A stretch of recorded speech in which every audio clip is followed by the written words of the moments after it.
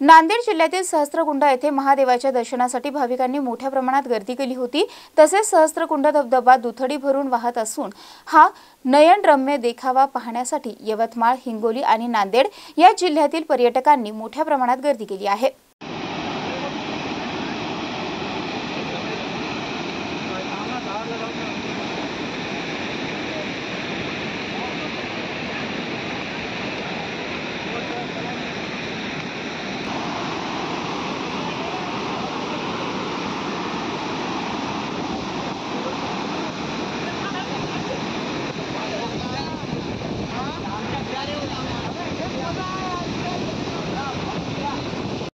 यवतमाळ, हिंगोली, नांदेड या तीनही जिल्ह्यातील निसर्गप्रेमी भक्त सहस्त्रकुंड धबधबा पाहण्यासाठी येत असतात। यावेळी हिमायतनगर तालुक्यातील प्रसिद्ध असलेल्या श्री परमेश्वर देवस्थान ट्रस्ट कमिटीचे उपाध्यक्ष महावीर शेठ, श्रीमाळ व संचालक मंडळ व आदी जणांनी या पर्यटन स्थळांचा आनंद घेतला। हदगाव, हिमायतनगर, इस्लापूर तालुक्यामध्ये अतिवृष्टी झाली असल्याने हा धबधबा ओसंडून वाहत आहे। नांदेड जिल्ह्यातील सहस्त्रकुंड धबधबा पाहण्यासाठी श्रावण महिन्यामध्ये मोठी गर्दी होत असते। आज शेवटचा सोमवार असल्याने तसेच सर्व दूर पाऊस कोसळत असल्याने हा सहस्त्रकुंड धबधबा ओसंडून वाहत आहे। Balasaheb Khanjode, MCN news, Hadgaon.